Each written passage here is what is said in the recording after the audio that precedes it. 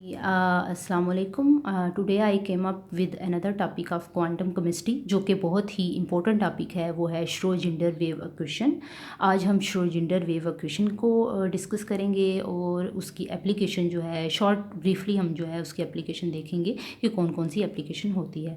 तो Schrodinger wave equation जो थी, सबसे पहले फिजिस्ट था श्रोडिंगर, इसने ये वेव इक्वेशन दी थी और ये उसने इस सेंस में दी थी कि जो इलेक्ट्रॉन होते हैं वो वेव प्रॉपर्टी जो है वो शो करते हैं, और जो वो वेव प्रॉपर्टी शो करते हैं वो वेव प्रॉपर्टी जो बाकी इक्वेशंस हैं वेव की उसके रिलेटिव ही होती हैं। मतलब जैसे उसको आपको जैसे बाकी इक्वेशंस है वेव की, वो जो है उसको प्रूव कर रही होती हैं। अगर हम वेव मोशन इलेक्ट्रॉन की प्रूव करना चाहें तो एक दूसरे को कंपनसेट कर रही होती हैं। तो उसी को रिलेशन को आगे जारी रखते हुए श्रोडिंगर ने श्रोडिंगर वेव इक्वेशन बनाई थी, और उसमें उसने जो रूल्स थे, वो सबसे पहले रूल्स जो थे उसने जो बाकी वेव्स पे जो रूल लगते हैं वही उसी से उसने स्टार्ट किया था।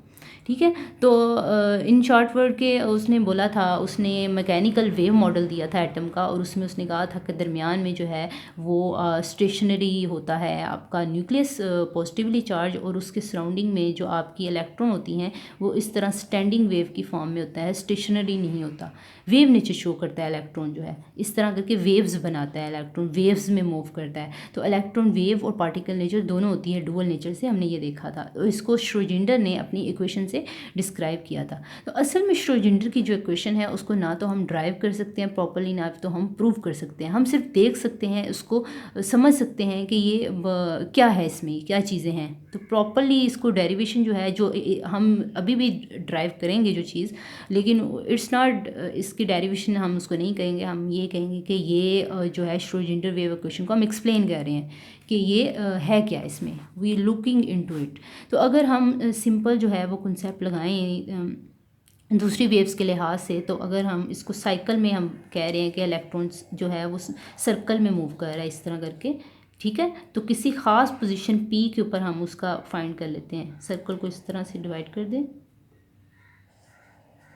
तो इस पोजीशन पे हम फाइंड करना चाह रहे हैं कि क्या सिस्टम है। ठीक है, तो इस पे यहाँ पे जो रेडियस है, किस रेडियस के साथ मूव कर रहा है इलेक्ट्रॉन, यहाँ इलेक्ट्रॉन पी पोजीशन पे हमने रोक लिया है।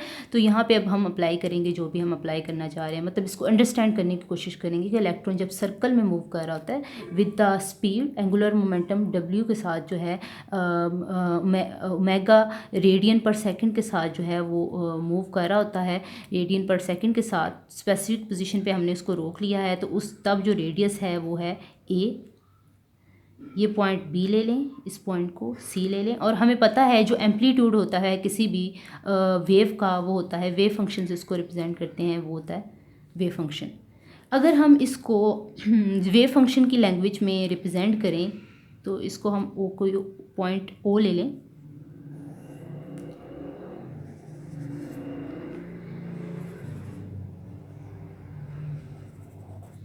तो हम कहते हैं इलेक्ट्रॉन वेव की फॉर्म में मूव करता है। तो ये इधर ऐसे सर्कल में मूव कर रहा है, लेकिन हमने यहाँ वेव्स शो नहीं की, तो हम इसको अलग से शो कर लेते हैं। तो वही वेव का एम्पलीट्यूड जो है वो क्या होगा, जिसको रिप्रेजेंट करेंगे, जैसे यहाँ पे वेव फंक्शन था, यहाँ भी वेव फंक्शन होगा। तो फर्स्ट जो है वो होगा, जो एंगल बनेगा वो होगा पाई ओवर ओमेगा, और फिर 2 पाई ओवर ओमेगा। तो एट टाइम t जब वो इस पॉइंट से गुजरेगा तो तब जो एंगल बन रहा है वो हमने फाइंड किया। ठीक है, एंगल है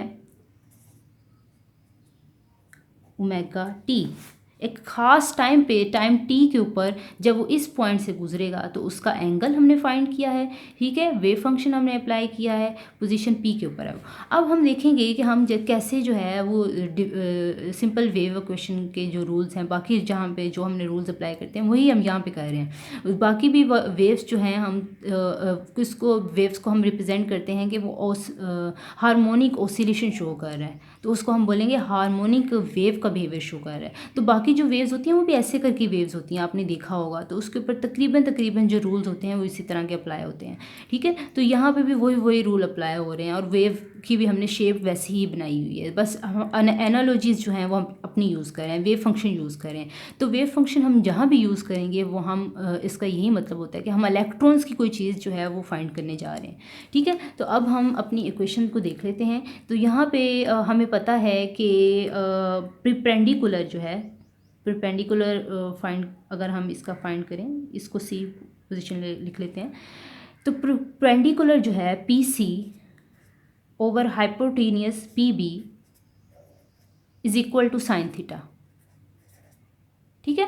P C perpendicular over hypotenuse P B is equal to sine theta. तो ये तो रूल्स हैं ही हैं कि साइन थीटा किसके बराबर होता है, और टेन थीटा किसके इक्वल होता है, और कॉस थीटा किसके इक्वल होता है। जो मैथ के सिंपल रूल्स हैं वही रूल यहाँ पे अप्लाई कर रहे हैं। तो अब यहाँ पे पी सी हम देख लेते हैं, वो क्या है, पी सी है वेव फंक्शन।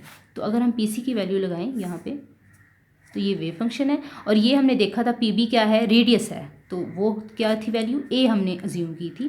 पी बी की वैल्यू जो है वो क्या है, A is equal to sine theta, ठीक है। अब अगर इस इक्वेशन को हम और सिंपल करें तो wave function will be equal to, A इधर चला जाएगा, ए साइन थीटा।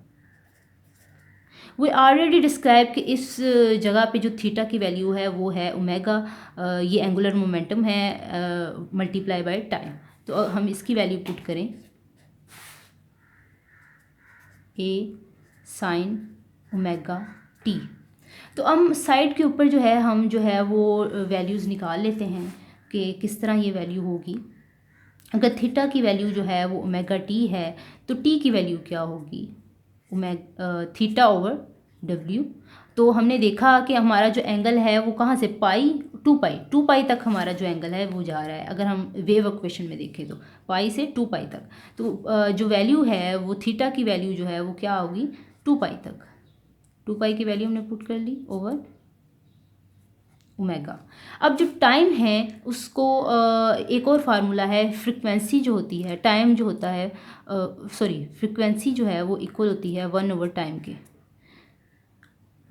ठीक है। तो अगर हम ये वैल्यू फ्रिक्वेंसी की वैल्यू पुट करना चाह रहे हैं तो क्या होगा कि हम अगर यहाँ पे फ्रिक्वेंसी पुट करेंगे तो हमें पता है ये रिवर्स है, फ्रिक्वेंसी जो है टाइम के रिवर्स है, दोनों रिवर्सली प्रोपोर्शनल है। तो अगर हम यहाँ पे टाइम की जगह फ्रिक्वेंसी लिखेंगे तो ये इक्वेशन जो है वो उल्ट जाएगी, एंगुलर मोमेंटम ओवर 2 पाई हो जाएगा। पहले 2 पाई ओवर एंगुलर मोमेंटम था। तो ये जो वैल्यू है वो हमने यहाँ पे अप्लाई की है। 1 ओवर टी की जगह हमने फ्रिक्वेंसी के इक्वल लिखा है हमने, और जब हम फ्रिक्वेंसी को टाइम के इक्वल लिखेंगे तो हमें पता है ये दोनों इन्वर्सली प्रोपोर्शनल है, तो जो वैल्यू होगी वो उल्ट जाएगी यहाँ पे आगे। अब ये जो फ्रिक्वेंसी की वैल्यू है ये हम बाद में जाके इधर अप्लाई करेंगे सबसे पहले।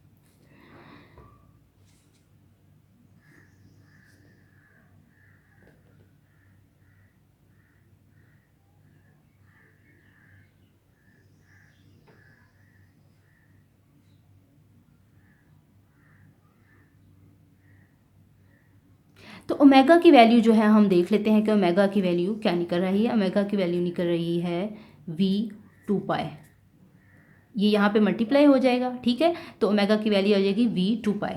तो वेव फंक्शन ए साइन थीटा, यहाँ हम ओमेगा की वैल्यू जो है फाइंड करेंगे। इस इक्वेशन से हमने ओमेगा की वैल्यू निकाली है जो कि है फ्रीक्वेंसी 2 पाई,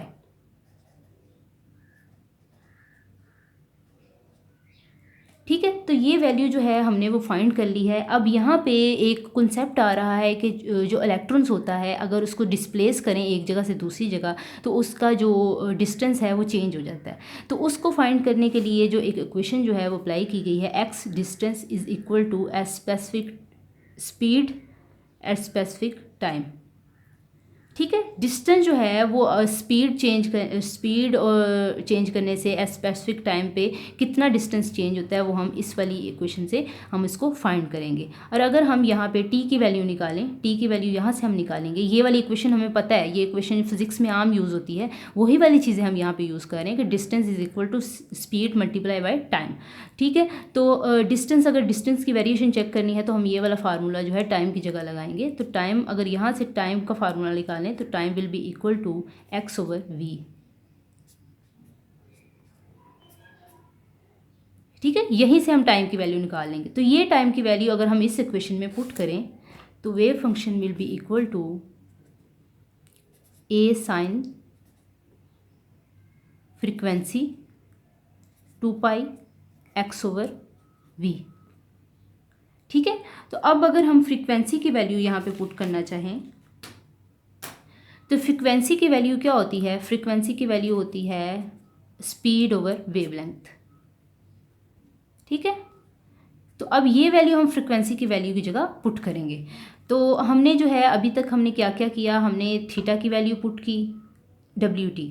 ठीक है, थीटा की वैल्यू से ही हमने आगे थीटा की वैल्यू से आगे हमने थीटा WT, वहाँ से हमने टाइम की वैल्यू निकाली। टाइम की वैल्यू निकालने के बाद हमने थीटा की जो वैल्यू इस वाली वेव फंक्शन में आ रही थी वो हमने फाइंड डाली, यहाँ पे हमने पुट की। और यहाँ से हमने जो है टाइम को फ्रीक्वेंसी से रिप्लेस किया और इस इक्वेशन को उल्ट दिया। और फिर बाद में हमने यहाँ से ही इसी इक्वेशन से ही हमने एंगुलर मोमेंटम की वैल्यू फाइंड की और इस वैल्यू को हमने इस इक्वेशन में पुट किया।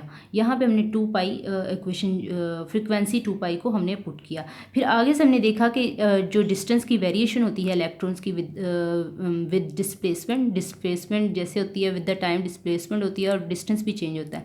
तो उसको हमने फाइंड करने के लिए हमने यहाँ पे डिस्टेंस का फार्मूला लगाया which was equal to distance equal to speed multiply by time. तो यहाँ से हमने टाइम की वैल्यू निकाली और हमने यहाँ पे पुट कर दी। और अब यहाँ हमने फ्रीक्वेंसी की वैल्यू जो है वो लिखी है और वो हम इस इक्वेशन में पुट करेंगे। Frequency is equal to speed over wavelength.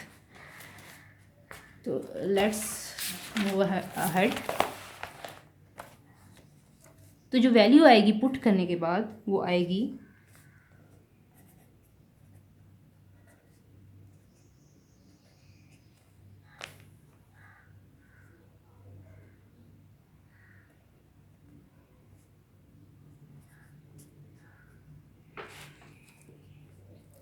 तो फ्रीक्वेंसी की वैल्यू हमने क्या बोला था? हमने फ्रीक्वेंसी की वैल्यू बोला था स्पीड, फ्रीक्वेंसी को ज़रा ऐसे करके लिख लें, ओवर वेवलेंथ। चलें जी वैल्यू पुट करते हैं। ए साइन 2 पाई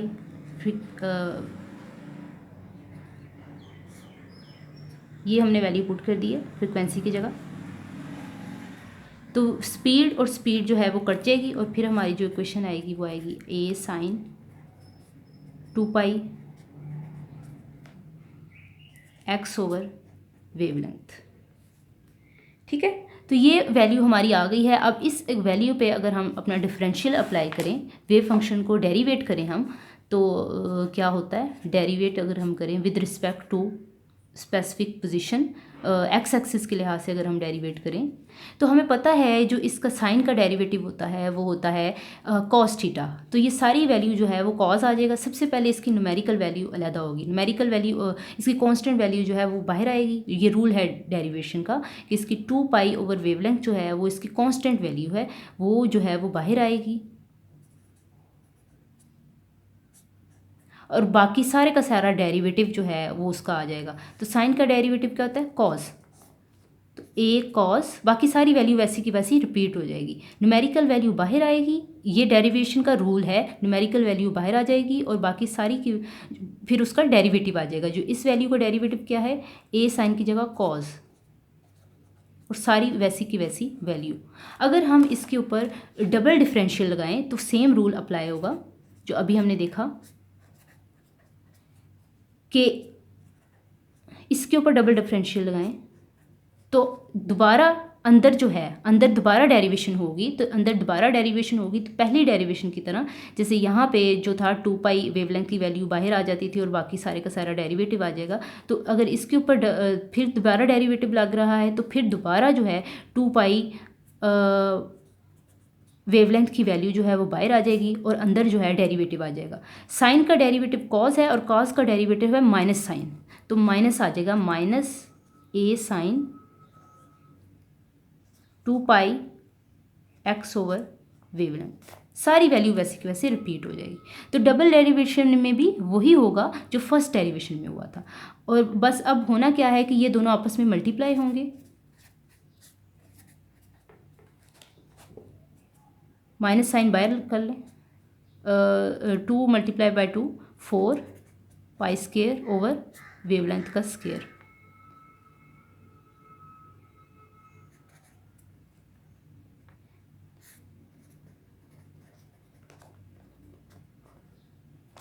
तो ये वैल्यू कुछ देखी देखी नहीं लग रही जी। हमने ये वैल्यू कहाँ पे देखी है, यहाँ पे ऊपर चले आए।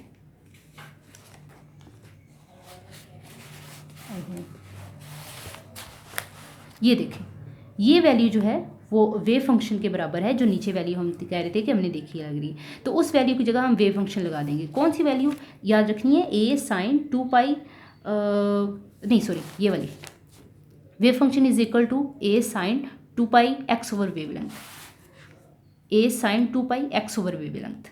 तो ये किसकी वैल्यू है, वेव फंक्शन की वैल्यू है। तो इस जगह हम वेव फंक्शन को अप्लाई कर देंगे।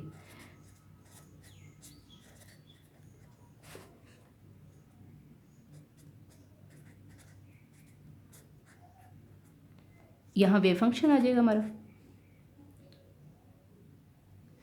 ठीक है, तो अब ये यहाँ पे जाके प्लस हो जाएगा,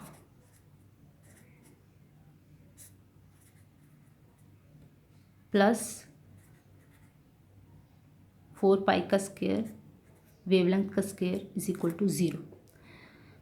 तो ये जो है इक्वेशन वो रिप्रेजेंट कर रही है इलेक्ट्रॉन की वेव नेचर को। डेरिवेशन के बाद जो हमने फाइंड किया है, ये इलेक्ट्रॉन्स की वेव नेचर को रिप्रेजेंट कर रही है। अब इसी इक्वेशन को हम अप्लाई करेंगे पार्टिकल नेचर को। अगर हमने फाइंड करना है तो पार्टिकल नेचर को फाइंड करने के लिए यही इक्वेशन दोबारा अप्लाई होगी। तो पार्टिकल नेचर के लिए जो फार्मूला था वो था wavelength is equal to h over m v. तो हम अपनी पिछले वाली इक्वेशन जो है, जो हमने यहाँ पे निकाली थी, उसको हम दोबारा लिख लेते हैं।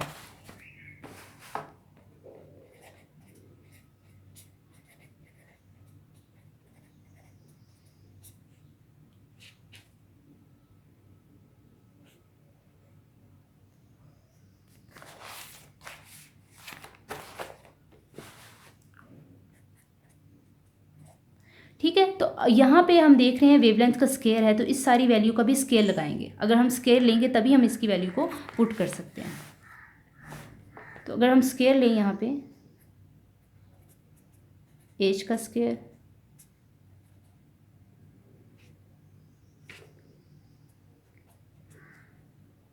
तो यहाँ पे हमने देखा है कि ये इन्वर्स में है, तो ये वैल्यू जो है वो भी हम इन्वर्स में कर देंगे।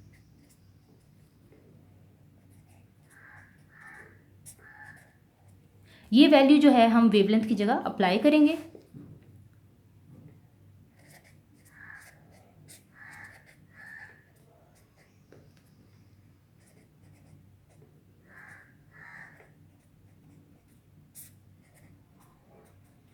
क्यों अप्लाई कर रहे हैं, क्योंकि हमने वेव नेचर देख ली थी। अब हम पार्टिकल नेचर को इलेक्ट्रॉन्स की डिस्क्राइब कर रहे हैं।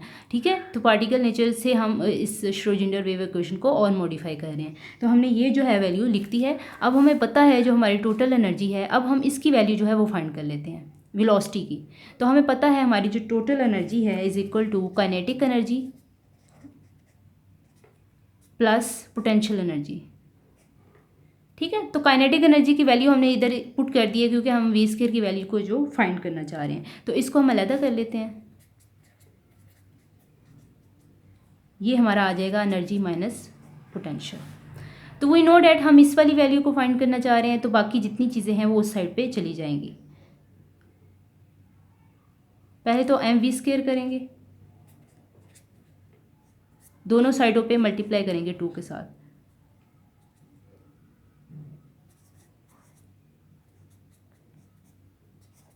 और अब जो है दोनों साइडों पे m के साथ डिवाइड कर देंगे। तो हमारे पास वी स्क्वायर की वैल्यू आ गई, और ये वी स्क्वायर की वैल्यू हम कहाँ पे पुट करेंगे, यहाँ पे। ठीक है, तो अब हम पुट कर लेते हैं।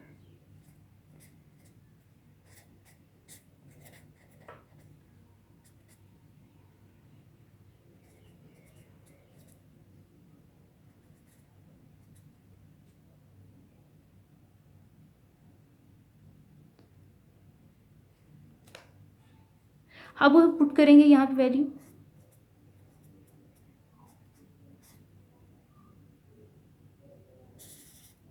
ये एच स्क्वायर है, 2 मल्टीप्लाई बाय 4 हो जाएगा 8। ठीक है,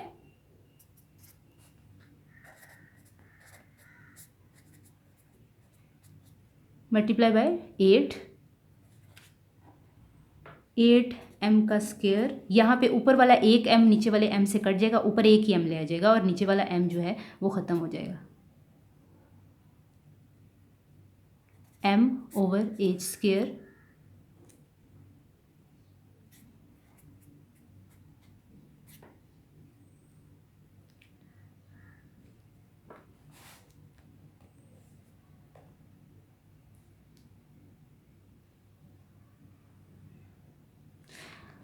यहाँ पे आई थिंक वेव फंक्शन भी आ रहा था।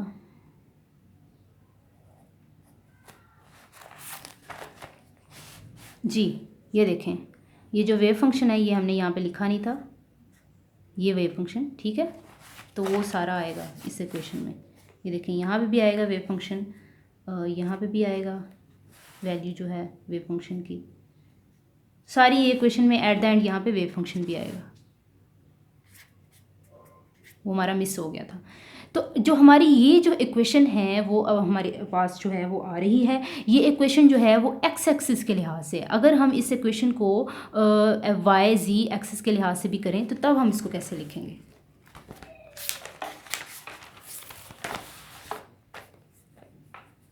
सेम इक्वेशन को अगर हम लिखें तो हम पहले हम फुल डेरिवेटिव लिख रहे थे, इस तरह करके लिख रहे थे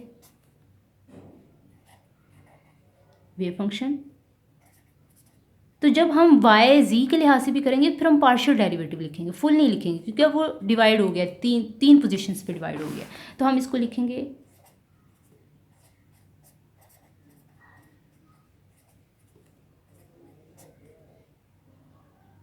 यहाँ पे पार्शियल डेरिवेटिव,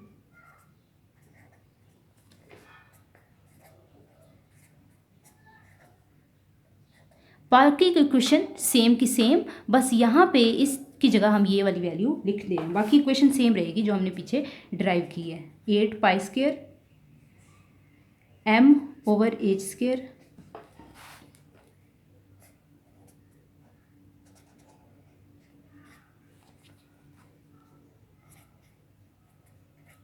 वेव फंक्शन जो है वही इक्वेशन सेम है, सेम की सेम, बस ये जो एक्स डेरिवेटिव की जगह ये तीनों आ रहे हैं आपके, ठीक है। अब ये इसकी जगह हम हैमिल्टोनियन इसके लैप्लासियन ऑपरेटर लगा सकते हैं। ये जो तीनों वैल्यूज़ हैं वो can be equal to Laplacian operator. तो ये वैल्यू की जगह हम लैप्लासियन ऑपरेटर जो है वो लगा सकते हैं, लेकिन कौन सी चीज़ लैप्लासियन ऑपरेटर के बराबर है, उसमें वेव फंक्शन नहीं आएगा।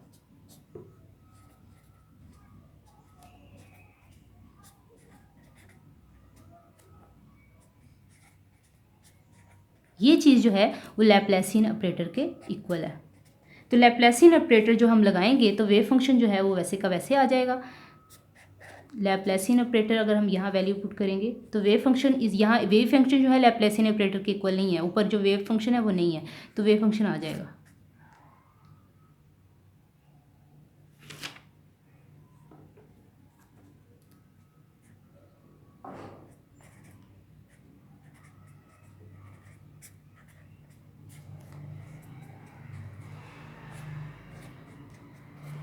अब इसको वैल्यू को इस साइड पे जाके माइनस कर देते हैं।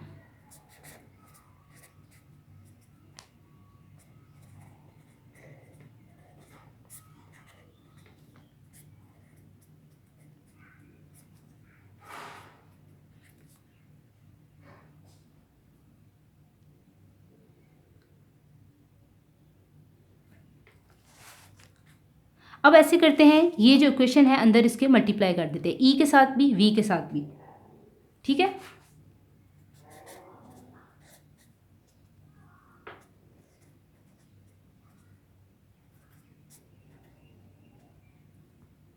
ई wave function, minus minus plus हो जाएगा,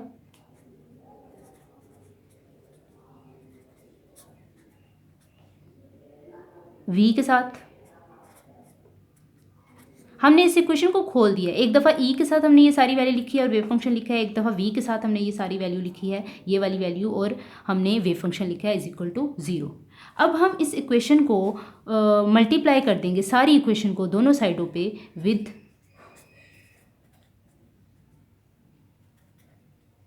ठीक है। इसके साथ जब हम मल्टीप्लाई करेंगे तो हम देखेंगे कि ये भी कट जाएगा और ये वाली वैल्यू भी कट जाएगी। इस साइड पे भी इसको इसके साथ मल्टीप्लाई कर देना और इस साइड पे भी इसके साथ मल्टीप्लाई कर देना पूरी इक्वेशन को।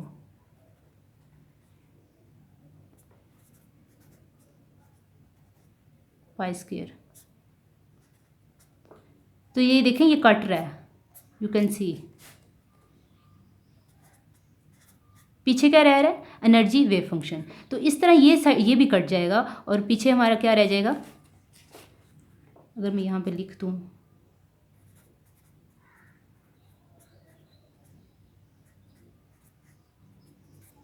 ये भी कट जाएगा इसके साथ। देखिए यहाँ पे भी नीचे एच स्क्वायर है, h square 8 pi square m, ये भी कट जाएगा। तो पीछे हमारी वैल्यू जो है वो क्या रह जाती है, ये जो हमारी पीछे वैल्यू रह जाती है वो रह जाती है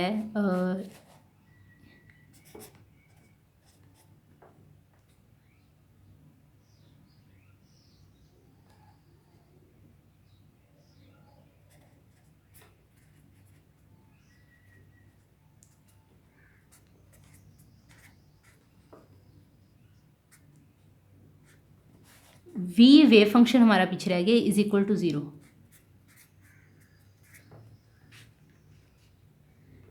ठीक है, तो अब हम यहाँ पे e वेव फंक्शन की वैल्यू को अलहदा कर लेते हैं। ई वेव फंक्शन की वैल्यू माइनस है, इधर जाके प्लस हो जाएगी, और ये जो वैल्यू है इधर प्लस है, इधर जाके माइनस हो जाएगी। तो ये वाला स्टेप मैं आगे करने जा रही हूँ। इस अगले स्टेप में मैं ई वेव फंक्शन को इस साइड पे जाके प्लस करूँगी और इसको इस साइड पे जाके माइनस कर दूँगी। इनकी पोजीशंस चेंज की है मैंने।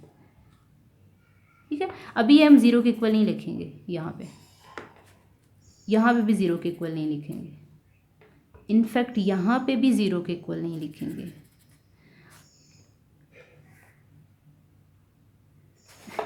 ऊपर भी 0 के इक्वल नहीं है, क्योंकि ऑलरेडी जब वो 0 के इक्वल था तो हमने जब ये वाली पार्ट जो है वो इस साइड पे ले गए थे, उसको माइनस कर दिया था, तो ऑफ कोर्स वो 0 के इक्वल वो जो पोर्शन है वो नहीं रहता है, क्योंकि इक्वल की साइड पे आपकी वैल्यू आ जाती है। उससे पहले तक वो 0 के इक्वल था। ठीक है, तो छोटा सा स्टेप था। तो अब हम देख लेते हैं कि इस साइड पे जाके ई वेव फंक्शन जो है वो प्लस हो जाएगा और जो बाकी वैल्यू है हमारी वो माइनस हो जाएगी, माइनस एच स्क्वायर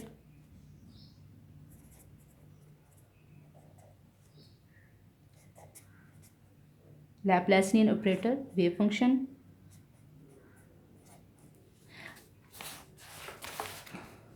वही इक्वेशन है, बस एक चीज़ इधर जाके प्लस हो गई, एक चीज़ इधर जाके माइनस हो गई है। अब जो दरमियान में हमारी ये जो वैल्यू है ना, ये वाली value it is equal to Hamiltonian operator. ये हैमिल्टोनियन ऑपरेटर की वैल्यू है। हैमिल्टोनियन ऑपरेटर होता है वो ऑपरेटर जिसको हम वेव फंक्शन पे लगा के हम एनर्जी की आइगन वैल्यू को फाइंड करते हैं। तो ये वाली वैल्यू है इज इक्वल टू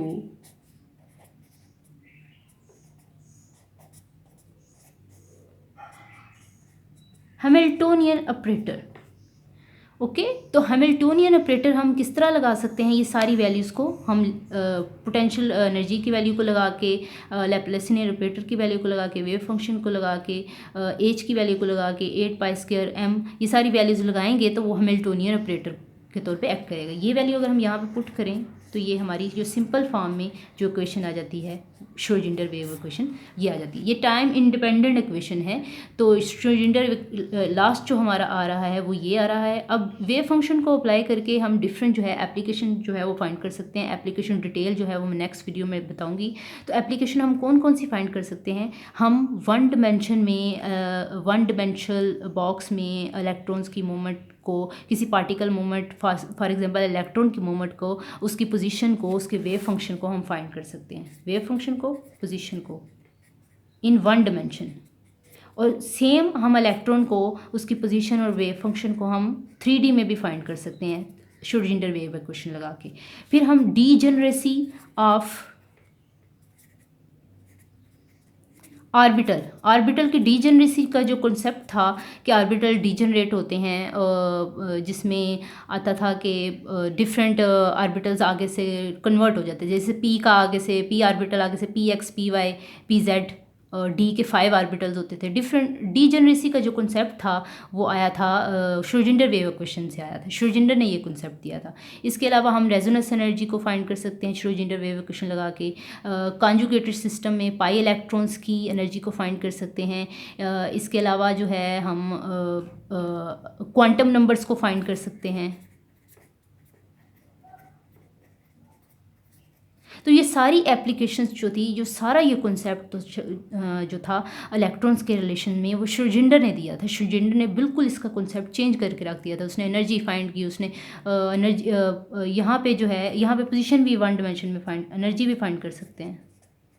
इलेक्ट्रॉन की एनर्जी को फाइंड कर सकते हैं, पोजीशन को फाइंड कर सकते हैं, वेव फंक्शन को फाइंड कर सकते हैं, डीजेनरेसी ऑफ ऑर्बिटल को फाइंड कर सकते हैं, क्वांटम नंबर को फाइंड कर सकते हैं। तो ये सारी की सारी चीज़ें जो थी वो श्रोडिंगर वेव इक्वेशन को सॉल्व करने के बाद आई थी। तो असल में ये श्रोडिंगर वेव इक्वेशन को हमने यहाँ पर ड्राइव नहीं किया, हमने समझा है कि उसमें है क्या क्या, कैसे उसकी सिंपल फॉर्म कैसे आ रही है, उसमें कौन कौन सी चीज़ें हैं। तो आज के लिए इतना ही। If you have any question ask in the comment box and don't forget to like, subscribe and share. And stay tuned. I will put more videos related to quantum chemistry, so don't forget to subscribe.